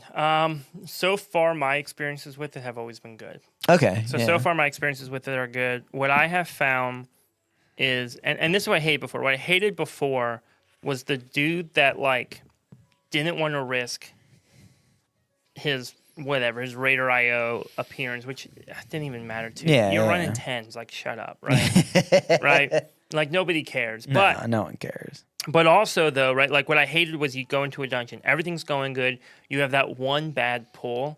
And then you have somebody who like just dips, right? It's like, yo, wait, dude, everything's been fine. We're probably still going to time this. Yeah. We just pulled too much one time. Yeah. We're going to pull a little smaller. We'll be fine. We'll time this dungeon. And I hated that, like, that dude would dip and now all of a sudden your group's done, right? I've had to use the abandon option a couple times now, I think, maybe 2-3 times in dungeons. And the nice thing about that is, like, every time we've done it, I think twice I initiated it, one time someone else initiated it. Every time we've done it, it just went through right away. We're just like, okay, we're out. Everybody went, yeah. But I could totally see a dungeon where it's like, oh, hey, we abandoned, somebody /abandoned, but actually, like, everybody wanted to keep going, so we just finished it out, right? It was easier to just finish it out. There will for sure, I haven't encountered them yet, but there will for sure be times where somebody wants to abandon and no one else does. And so that person throws a fit and rolls around on the floor and cries like a child. Yeah. Right? And we'll just drag the whole team down. Yes. Intentionally to make it miserable so everybody will abandon. The worst thing that happens in that case is people go, we don't want to deal with this. Let's just leave. Right? Yeah. Now we'll do these /abandon. Right? Yeah. That's fine. It's not what we want. Yeah. Right? But I think the problem is people are going, see, now this is going to happen. This is going to be a problem. The problem is, let's say 10 out of 100 dungeons, not even, let's say 10 out of 50 dungeons, somebody was like just /leaving as soon as the dungeon went remotely south, right? They were just like out the moment things were looking bad. Or the moment it was clear you weren't going to perfectly time the key, that guy dipped, right? Yeah. Which, by the way, happens sometimes. There's plenty of times, especially when you're running like 10s and you really just want your vault slots. Yeah. And you're like, crap, this dungeon's not going to time. But guess what? I actually want the vault slot more than I want to come back in here and try again in this specific dungeon. So can we just finish it? Like, we'll be 2 minutes over. Can we just finish it? 2 minutes isn't a whole lot to ask, right? And somebody just dips. I think what you're going to see now is it drop from like 10 out of 50 to maybe like 5 out of 50 or something times. That somebody throws the fit and forces the group to all quit on the dungeon. But I think you are increasing the chance of at least finishing the dungeon with the system. So I think overall the system's good. Yeah, I do too, yeah. I think there's negatives, but I think the negatives are smaller than the prior negatives. Yeah, I do. I will say, though, I did see something funny yesterday while queuing for dungeons, and I saw like a +15 listed. Okay. And it just said deserters only on it. Oh, my. I was like, +15 deserters only, right? And I'm guessing the concept that the person has is like, I don't want people who are willing to waste time in keys. I just want the best of the best. But I don't know if that's actually a good like connection. Yeah. And by the way, there are going to be times where you're like, yo, I had 35 minutes to run this dungeon. we are already over time, and we're only on boss. We just got boss 2 done, and I actually have to leave right now to head to work. Right, I cannot stay any longer. I have to leave right now. We would have been fine, but this group's way over, and I for sure 100% do not have the time to finish this dungeon before I have to leave for work. I did, but we're so far over. I think, and again, I don't even know how leaving works once you're over time. By the way, I don't know if they have any type of failsafe in place. So let's assume they don't. Let's assume they don't. And leaving that far over time, 10 minutes over time, still penalizes you. Mm-hmm. Even if that was the case, that's going to be such a rare thing to occur. Yeah. That you're not getting the mark. No, you're not. No, you're not getting the mark. No. Yeah. All right. You ready for some listener questions? I am, and I put some on the screen right in front of us, but I guarantee you we're not going to be able to read those. Actually, I can, but I've been trying to get better at reading our Patreon questions first. Oh, okay. Because ironically enough, I feel like I actually get to our Patreon questions are the ones I miss every week for some reason. Yeah. So we actually created a whole new channel. So if you're a Patreon supporter, you can go into the Patreon questions channel now in Discord and ask. We do prioritize those ones first. But if you're not a Patreon supporter, you can still toss your questions into the Pod Questions channel on the Discord as well. Link down below in the description. Or become a Patreon supporter. Or become a Patreon subscriber, which would be awesome. However, we usually get to most of the questions. Yeah. So we might not be able to get to them all today. We're going to see how many we can get to. Yeah. But it's going to be a good time. So, question coming in from Rack. And he said, if an executive from Blizzard came to you guys and said, hey, we've been listening to the podcast and we get it. You both want Slappy Hands back. Tell you what, we'll give it back to you, but it'll come at a price. You must choose one of these 3 options of things to be deleted from the game forever. And in exchange, we put Slappy Hands back in. All right. So one of these 3 things has to be removed from the game. I'm ready. And if they do so, we'll get Slappy Hands back. Number 1, flight paths, right? So dragon riding not flight paths, flying. So dragon riding and the steady flying and flight paths will be deleted from the game. Everything must be ground mount and is capped at 60% speed. Cannot be that one. Okay. Not even a little. 2, hearthstones and portals are deleted from the game. No mage portals, dungeon summoning stones, warlock summons, no portal rooms on the capitals or anywhere else. Or any other toy or class/racial ability that teleports you. Sure. You have to travel anywhere and everywhere manually. Sorry, I had to burp there a little bit. That's okay. Number 3, the group finder tool. Pre-made LFR, dungeon queuing, PvP queue, the whole window is deleted. So anything that you would get in there, even posting your group for M+, deleted out of there. By the way, they did say everything in the group finder tool, that whole window, technically, that window is also where you check your score for M+. So Can't check my score. I guess you can't check your score anymore. Yeah. Dang. You can and no public chats and no Discord can be used. You must literally find all your groups in /say or /tell to find people to play with. I mean, I feel like it has to be the last one, dude. I'm not like. First of all, 1 is a terrible idea. Like, I would never be able to not fly. Yeah. 2 is like, it's kind of crappy, but, what can you do? Yeah. It's got to be 3. Yeah. Like, it's got to be 3. And honestly, at the end of the day, it's like, I'll just be okay not having Slappy Hands back and keeping all 3 of these. But if I had to choose, it would 100% be 3. Yeah. And to be honest, I feel like 3 might actually be low-key kind of cool because in that aspect, you could just go, like, I would assume that the new group finder would basically just be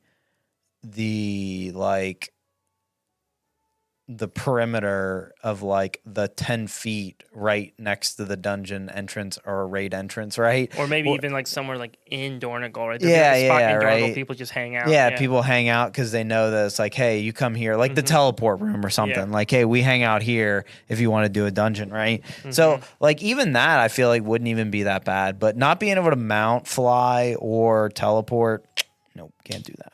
All right, here's my answer.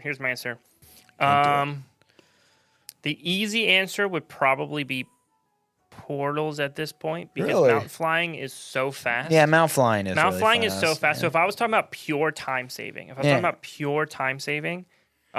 Losing the portals would be the easiest because you can just mount fly so many places and then just take in-game transportation like boats or zeppelins, etc. Yeah. With that said, currently the only way to the Kazalgar, I think, is via portal. I don't think there's any way to Kazalgar outside of portal. I don't know. Maybe okay. Here's a thought. Maybe you go to Undermine. From Undermine, you take the tunneling machine to Zandalar, and then from Zandalar, take a boat to Orgrimmar, and then from Orgrimmar, you fly over to Darkshore, and then from Darkshore, you take a boat to Stormwind. Yeah, that sounds like a lot, though. Yeah, right. That's not gonna work. Anyways, they would have to. I think in that case, they'd have to have transportation. Yeah, they for some would. of these places Yeah. that are portal only, right? Yeah. However, that would be the purest time saving, because think about how much time would be wasted trying to find groups. Yeah. I'd waste so much more time trying to find groups and not having portals. With that said, though, my hottest answer, my hot take on this one, I would give up flying. Oh, I give up flying. dude. Blizzard has gone on record to say that like flying was one of those things that once they opened that can of worms, they couldn't put it back. Yeah. Oh no. Heck no. I think the answer would have been easier for me to say get rid of flying before dragon riding came into existence. Yeah. Now it's a lot harder because dragon riding is genuinely fun. Oh my god. I do think though there's something for the world building of WoW when you don't have flying. Yeah. There's something that feels really cool when the world is just huge and you don't That's have that. true. So, you know, if I was to say like one thing as a hot take, I'd probably say flying, because it's just like I don't know, it'd be cool to go back to a WoW that like you had to walk around. With that said though, how fast would I get bored of it? Oh, pretty right. How fast would I get quickly. bored of that? I do like getting places quickly now. The best answer I think is portals. Yeah. Actually, and I would actually say I think portals are like even worse than flying sometimes, in the sense of like you're not even traveling anywhere, right? Like No, you're not even like yeah. having to explore the world. It's literally just like instantaneous. Yeah. here's my portal. Go take the portal to wherever, right? At least with flying, if you kept flying at Rift portals, you'd at least have to go find the connection points to each land. You have to That's be like, true. oh, the boats go here. You're at least saying, that's I'm true. heading to the harbor to hop on boat to go to Yeah. the place. Not portal rooms. This one room can take you anywhere in the game. It's Yeah, basically that's just true. That's the true. loading menu, right? Yeah, that's true. So that would probably be my answer for that one. But I would like Slappy Hands back. In the meantime, I'm a shaman now. That's true. Yeah. Maybe if they gave us a raid buff, I'd be more. All right, Never mind. and we did ask, by the way, on our Discord for this week, when we asked for questions, we did say not just questions about Warcraft, but also we wanted questions that were a little bit more meta about the podcast, right? Because as we're doing the video 50-second episode, we're happy to also just talk about less WoW relevant things too for this one. Yes. And so we have a question from Dyson Vacuum, and Yes. he said, "What do you guys do for work? And what that is small. What else do you guys do for fun outside of gaming? I feel like the WoW podcast only talks about WoW. In parentheses, wow, big surprise. Want to know more about the people we listen to weekly." Interesting. Yeah. I mean, to be honest, this is like one of those questions. And this is something about the podcast and why I kind of like the Patreon, because I feel like in the Patreon, we do bonus content for the Patreon, which we've been a little behind on, and we're going to catch up on that. Don't worry. We did just have a meeting to talk about that, yeah. No, we did actually. Because we can get more into that. Like, we feel that people support us, financially, that we feel that we can, kind of dive deeper into our personal lives and do that kind of stuff. So again, not a huge, shout out for the Patreon, but if you would like to join our Patreon, we have multiple tiers. So if you feel like you can do one versus the other, it definitely helps us. But yeah, so I am an electrical engineer by trade. Right now I do electrical testing, and I enjoy my job, so it kind of makes it easy to get through life. Enjoy what you spend 40 plus hours a week doing. Outside of WoW, I'm not like, it's kind of hard. I play a lot of games. I'm a big Pokemon person. I'm really into Pokemon. I always joke that I'm like Dude, always you've got playing some like Pokeball thing over there that keeps buzzing every like couple minutes. Yeah, it's for Pokemon Go. Like I'm like I always joke that I'm always playing like one Pokemon game at any given time. Right now it's Pokemon Go. And it typically is. It's been Pokemon Go a lot more recently in the past couple of years. Before that, it was typically like the base games, like maybe going back and playing like Gold and Silver, like Emerald and Ruby, and those games. But more recently, it's been mostly mobile games or like games on the Switch. But big Pokemon person. A big baseball guy. Phillies. I like watching baseball. Spending time with my family, you know, kind of that deal. So makes sense. Yeah, makes sense. That is me. Yeah. So I guess job, career stuff. I work with like live production is probably the simplest way to describe it. I do a lot of things for my job. It's a very I'm not wearing a hat, but a very multi-hatted role. So I do all sorts of live production stuff. This studio that we're in right now is actually one that I designed and set up and built. But I also do like live music stuff as well. All sorts of things. But I love it. I work at a church, and so it keeps me very, very busy. And then, dude, for fun, WoW is like obviously the game I play the most. I love talking about WoW. When I do take breaks from WoW, we mentioned at the beginning of the podcast, I'll play some Fortnite sometimes. I still boot up Fortnite occasionally, which is fun. I think a good time. But outside of that, I can't say there's like any games I've been super into. The hard thing with gaming is like the moment I get into another game, I feel like I'm behind in WoW. But it's also the reason why I love WoW. Like WoW consistently keeps me entertained. It does, right? Consistently. I'll play a few rounds of Fortnite here and there though. But yeah, that's about it. Yeah, I love playing WoW. I'll do some Fortnite too sometimes though. And then obviously I was into Minecraft for a long time, but in Minecraft it was just the redstone, the more like it's what you said, like the electrical engineering kind of stuff in Minecraft. That's probably more exciting to me. To Chicken's credit, though, I will say this: back when I used to make a lot of Minecraft content on like TikTok and shorts and things, and I would design these big redstone contraptions. Almost every time, I would design something unique and cool that like no one had ever come up with before, and it was really awesome. And then Chicken would come look at it and be like, "Oh, you could actually make this way simpler." And he'd like rewire the whole thing and like a smaller form factor. So I'd build this like football field size thing that worked, and then Chicken would make it like the size of we could do this a car, right? Yeah. Right. Yeah, like, okay, it's funny. Sounds good. So there's that. Question for the podcast from Travo. Dude, Travo's been raiding with us this season. He's an awesome dude. All right. What are your thoughts on the Amani, specifically a potential return of updated Zolaman Bear runs? So Travo did, by the way, follow up with this question. Yes, he did. Because he was concerned that, like, how would that work and everything. My guess, and the reason why we kept this question actually in there is because it is actually an interesting thing, right? With Zul Aman returning as like a zone, right? What about the actual instance itself? What's going to be there? We don't 100% know, but my gut tells me, knowing Blizzard, that will just be like, we're going to have a whole new zone designed, probably attached to the continent this time. I hope it's not phased like the other one instance, like the current one is. Sure. It's weird. If you ever try to go to like Quel'Thalas or whatever, you actually have to go through a instance door to get in there. Oh, okay. So it's actually not technically connected to the Eastern Kingdoms. Yeah. Technically, like in the the coding of the game. My gut tells me that old content, even old Silvermoon and everything, will still remain. I don't think it's going away. Okay. I don't think it's going to be gone forever. I think it's just going to be accessed a different way, right? Yeah. So I'm guessing you can still run in and do all that content, but I don't know the whole story of the bear. The Amani Warbear was a sick mount though back when it came out. It was one of the coolest mounts ever. Nowadays it's kind of like just a generic bear mount thing. But it was once actually like a really, really awesome mount. So sweet. Awesome. Like I say, that was definitely a swag question. All right.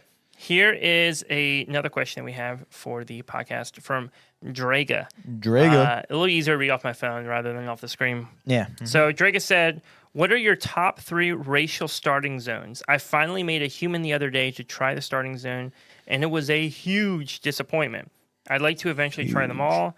but I'm looking for some to prioritize. Can be Horde or Alliance. Do you have any that you prefer? I don't know if you've even done any of them. I've done the DK starting zone. I think that's the only one I've ever done, to be honest. Yeah, it's cool. That one feels like a drag sometimes. Yeah, the DK one does feel kind of like draggy because you're like constantly going from like the floaty ship in the sky, I always like to call it. You're constantly going from that down back to I don't even know where it is. Yeah. And then you're constantly like going back and forth, and then you meet. Yeah, you're like on like a random like corner of the Plague Lands or whatever. Yeah, and then you're just like, oh, there's Arthas, and then it's over. And it's over. Yeah. It's an interesting one. It's not terrible though. It's not bad. I don't know if it's the worst one. It's not my favorite. It might not be my favorite because I've done it so many times. I pretty much know it like the back of my hand. I kept back in Wrath. I just kept making Death Knights over and over and over again. I don't know why I did. I liked it back then because back then it was cool. I don't know if it aged super well. So for me, if I were to say my top three, let's start at 3 and work our way to 1. Sure. Right.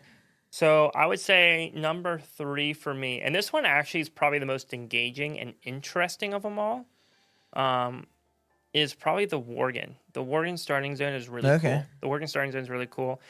If you like the Worgen starting zone, I would also suggest doing the Goblin one. Both of them came out at the same time. There's a little bit more story to them, a little bit more happening.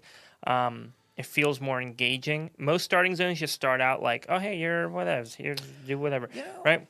I feel like I do remember doing the Worgen starting zone, actually. Actually, I vaguely remember doing the Worgen starting mode. Yeah, it's a cool little zone. So I would encourage that one. Chicken, I would even say you should try the Goblin one. You would enjoy the Goblin one. It's fun. You get to understand how the Goblins join the Horde. But if we were to look at like older starting zones even, right? So my second favorite starting zone would actually probably be, and this isn't because Midnight's coming out and it's going to redo Quel'Thalas, but I actually genuinely like the Blood Elf starting zone. Okay. It hasn't, I mean, it's still beautiful. It's gorgeous. When you go to it now, you're like, oh yeah, this is definitely old. Like you can tell it's old, but it's still beautiful. You know how like some things you're like, oh yeah, this definitely like is old, but it still looks good. That's one of them. It definitely needs a refresher. Bad, like really bad. Yeah. The Draenei starting zone came out at the same time, and I did both of them a lot because I liked playing Blood Elves and I liked playing Draenei, right? The Draenei one's just kind of boring. Okay. It doesn't have as much life to it because the idea of the Draenei one is that their ship crashed onto this island. And when I say ship, I mean spaceship. The spaceship crashed onto the island, right? Interesting. And now they're just figuring things out, right? So there's not like a whole lot of developed area. A lot of it's just like, oh, hey, look, this town is just a couple huts. The Blood Elf one is more like, yo, this is our homeland, and we're trying to recover after getting mana addicted and all this stuff, right? So Blood Elf one has more, I think, culture infused into it, building designs, secret things going on. Sure. Right? Like it's just cooler. It's just a lot cooler, I think. So I like that one a lot. That's your number 2. That's my number 2. And then my number one is the original. I mean, it's still good post Cataclysm. They updated, I think, in Cataclysm, but I love the original. Actually, before I say this, honorable mention. Here's a weird one. Weird honorable mention. I don't know why. I like the Orc and Troll starting zone. Again, pre-Cata. So before Cataclysm, Orcs and Trolls started in the same zone, right? Couldn't tell you why. I just like it. Okay, I don't know why I did a bunch. There's not a lot there. It's just orange dirt, but I liked it. Fair enough. It was fun. And then you would go to the Barrens, and the Barrens was awesome, so you can't lose there. But so that's an honorable mention. Number 1, though, for me is the Forsaken. The Forsaken starting zone, the original one. Going through, getting to Silver Pine, going through like that whole like 1 to 20 leveling experience, 1 to 25 even. Yeah. I love that whole space, and I think there's so much good lore in there, so much story to tell with the fall of Lordaeron, right?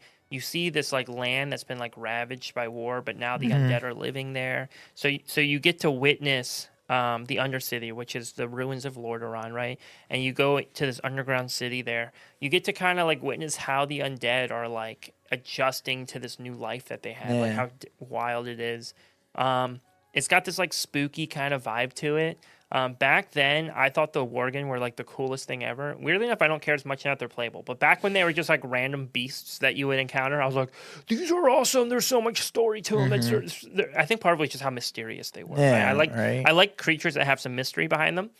I love that you could go and like walk past these historical sites, like where Thrall used to be enslaved, right?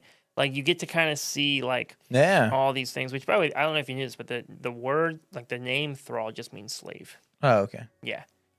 That's why he likes to go by Goel. I think they stopped doing that for a while though. His new name is Goel. That was his real Orcish name. Yeah. I think in Shadowlands they just kept calling him Thrall again. So yeah, so I don't remember. Like, just go with it. Thrall's just a more iconic name. Don't change it. Don't change it. Everybody knows Thrall. It helps with marketing just to call him Thrall. Yeah.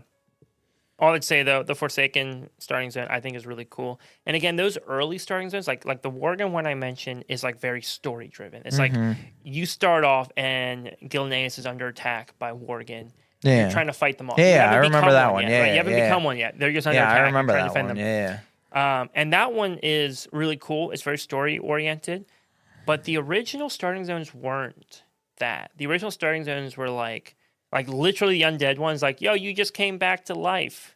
Welcome to being undead. We're gonna What's going on? We're gonna teach you how to fight, right? Yeah, Good luck out in the world. The orc one, right, which I reference, is literally just like, yo, you're a nobody orc. Can you go kill some scorpions and get me some apples, please? Yeah, right. And you just gotta work your way up from that. So, there's something I do like about that. But yeah, those are probably my 3 favorite zones. Yeah, something triggered in my mind when we were talking about this, and I was like, oh, well, I said the DK starting zone. That's definitely not a race zone, but anyways, the Drekthir starting zone I think is really good too. Oh, that's a very good one. Because that one, it feels kind of like the Worgen one as well, where you're like, oh, you're learning that you can kind of turn into this dragon, and you're learning that you can soar and fly and do all that kind of stuff. And then you're also trying to, kind of do all this stuff on the Forbidden Isles. That one felt pretty good too. Yeah. So now, one note I will make: some people have talked poorly about the Earthen starting zone. Oh, really? But I want to make a very important distinction. Drakthir are a playable race. Earthen are an allied race. Oh, gotcha. Right, and so. Allied races generally don't even have a starting zone. Yeah. The Earthen just has a very quick brief. Here's how you use some of your Earthen abilities because they're more unique, right? Yeah.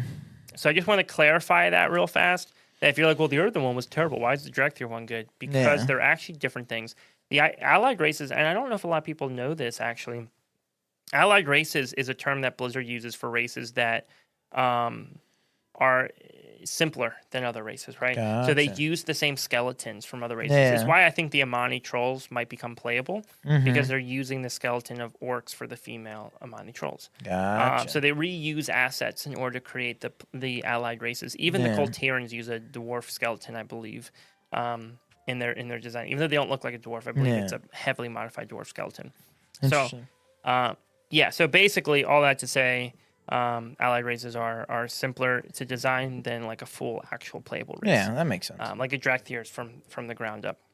Okay, so next question coming in from Sean.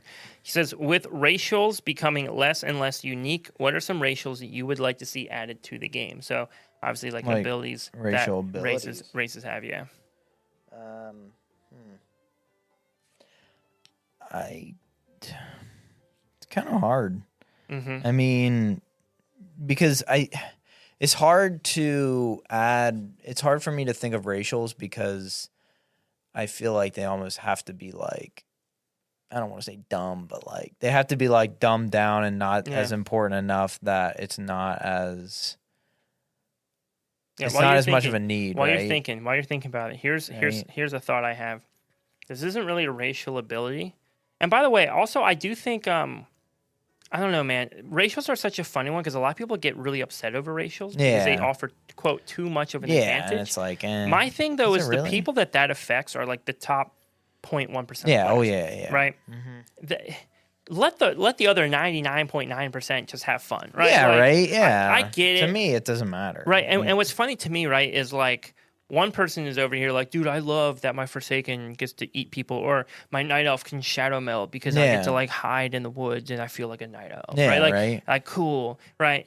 And then some other dude is like, yo, man, I really want to just push plus 25 keys. And because it hurts me the tiniest bit ever doing the one really niche thing I want to do, I think everybody should be punished and have it removed, right? That's dude, whatever. Come on. And by the way, I don't have sympathy when someone goes, yeah, but I don't want to play a night elf to do keys. Okay, well, first of all, you don't have to play a night elf to do keys. Second off, not everyone does. You're saying, hey, I really want to do plus 25 keys, and I really want, and I'm saying 25 as a hyperbole, I really want to do plus 25 keys, and I really want to have every possible advantage I can get to do them. Okay, cool. Then go play the night elf and deal with it. You just got to do it. Suck it up. That's your choice. That's your choice Yeah, to say, sorry. Right. And that's fine. It's fine to say, oh, what I want to do requires me to make certain choices, right? Yeah, sorry, buddy. It just is. It just is what it is, right? No, I'm not sorry, actually. No, right? Now, with that said, though, one, it's not a racial ability. While you're still thinking, it's not a racial ability. But one thing I think would be cool. I like world building things. I like the things that make me feel like the world is actually truly alive. Sure. And when we go to Dornigal, why are the doors so big in Dornigal? Right? Like, I play a Tauren, and I can walk through the doors. Yeah. I shouldn't be able to. I think Dornigal should have buildings that have dwarf-sized doors. And if you're taller than a dwarf, you can't walk into that room. Oh, my gosh. Right? And I know you're like, oh, but that's inconvenient. Obviously, don't make it the really important things. Right. Don't make it the Mythic plus portal room, right? Yeah. Don't make it the bank, right? Like, don't make it the auction house. Just make like certain things. That'd be kind of. But have a few buildings. Yeah, that'd be a good kinda handful neat. of buildings that are like, yo, if you want to walk in this door, you have to like turn yourself into a dwarf or smaller, right? Yeah, that'd be kind of neat. And again, just small things that are like, oh yeah, that's kind of like, right? I don't know. To me, I would be like, yeah. That feels like world building. My character's bigger. The dwarfs, the earthen here, they don't have anyone else living with them. Why would they ever have built doors big enough to fit a Tauren into their house? Yeah, that's true. Yeah, I mean, I can't really think of any, to be honest. But yours is kind of cool, to be honest. Yeah. I like that, actually. Yeah. Right. So I think I could see some world building things. It's hard to say, like, racial abilities. If I'm thinking I'm just, like, terrible at thinking of that. Yeah, if I'm thinking, like, non-combat racial abilities. Yeah. Things that would be fun. Man, I do think it would be cool to like. What if one had like an extra vigor? Oh, that'd be kind of neat. Well, I guess vigor's going away, right? They're getting rid of vigor, and then. Yeah. Or and like and races, people in Dragonrun races might be upset. Yeah. But they could limit it. They could say, oh no, in special combat raid fights.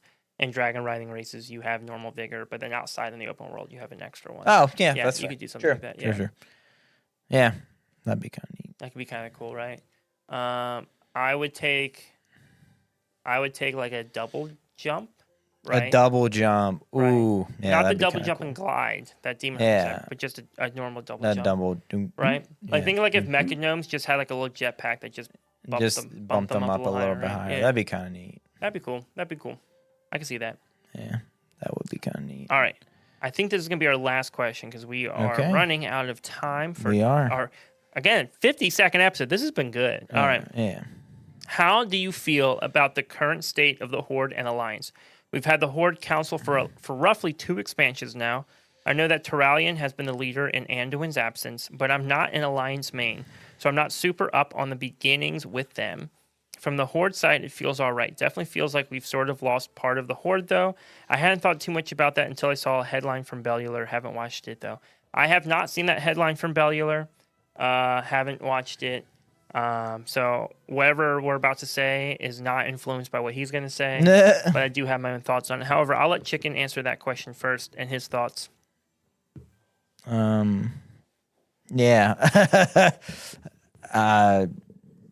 Yeah. I mean, great thoughts, Chicken. Yeah, I like what you had to say. Yeah. I like what you I mean, yeah, go ahead. No, I'm just trolling. I figured that probably wasn't a question that you had too much. To say.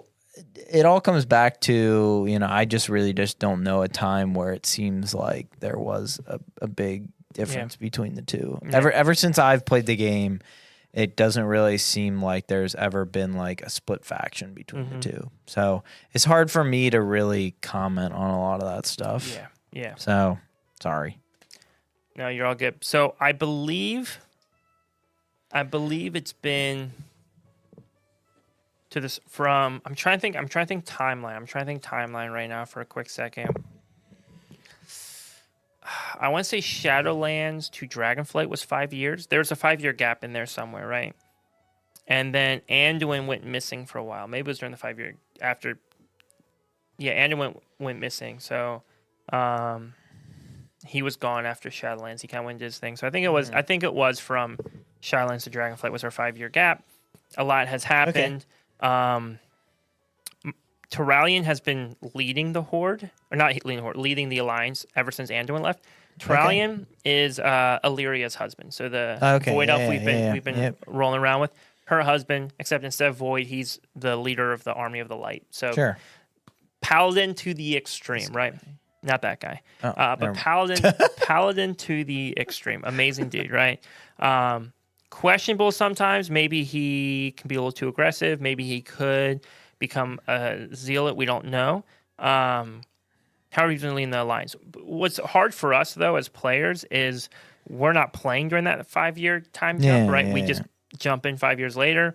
So we see him, and then all of a sudden Anduin's back. So we don't actually see Turalyon do anything, and I think that's the point. I don't think Turalyon was taking over the Alliance. I think it was literally like, hey, we're going to bring Anduin back. We're just having this guy sit in his seat for a minute. Yeah, right? Just for like a hot second. So Anduin is the leader of the Alliance. Feels good. We're starting to see him again. Hopefully he steps back into that role. Maybe in Midnight, we're going to see Turalyon do some weird stuff as we're seeing that light and void kind of war rage on. Yeah. However, what I want to focus on actually is I'm not happy with the Horde right now. The Horde, and not because I'm an Alliance main at the moment. I do actually like the Horde a lot. Genuinely, I actually think the Horde are a lot of fun. The problem that I actually have is that, okay, I'm gonna test you. Who is the leader of the Horde? Isn't it that guy right there? Thrall? Thrall? No, it's not Thrall.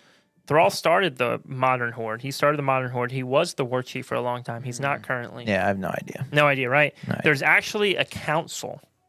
There's a council of leaders, right? Okay. So you have like Bane, you have Lorthamar, and then you have like others in this council as well.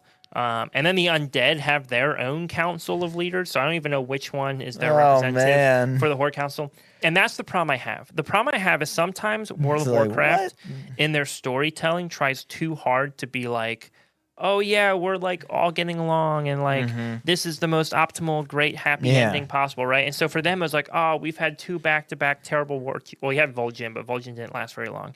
All right, we had Sylvanas and we had Garrosh, and they're the worst. So no more war chief. It's just we're gonna do it by council. We're gonna work together, which on paper is like nice. I'm happy for you. Good job. But in practice is like, yo, who the heck is the war chief? Who makes a decision? Like what I want to have a character that I'm like fighting for, right? Yeah. And so like it's cool like when I get to see Anduin, I'm like, yeah, that's my king. Yeah, right. Awesome. Yeah. Right? And I think Blizzard's missing out right now where they don't have it's just you lose so much awesome character development opportunity by having the council. The council just feels weak. It feels lame. It doesn't feel like it's going to do anything. And so I do suspect we're going to see a war chief step up eventually. My preferences, right? I know Kalia is kind of partly leading the undead as part of a council. I don't want to be her. She's too passive, right? She's too passive. I don't want somebody who's warmongering, but I do want somebody who like I would be scared of in a fight. Sure. Right? Yeah. So Lorthamar's pretty cool, and we are going into a Blood Elf themed expansion. So Lorthamar's definitely a good contender. You saw him in the cinematic. He was the guy in the cinematic that was fighting. Older elf. Okay. Yeah. Right? He's cool. My personal pick, though, dude, I have been for a long time a big fan of a character named Bane. And his father, Cairn, before his father died, right? Sure. Bane is the leader of the Torn, and he's awesome, right? Yeah. He's got honor. He's very honorable. He's gentle and patient. He's kind, right? Everything we see with Bane in the Warcraft story is constantly patience, kindness, protective. But dude, Bane is strong. Yeah. Like I don't know if anybody else could take Bane on in a hand-to-hand fight. Does that make sense? Like, he is just going to decimate you. But he is a gentle giant in the truest sense of the word, right? And so I could see a Bane being a really good war chief for the Horde, much more in line with probably like what like a Thrall was, right?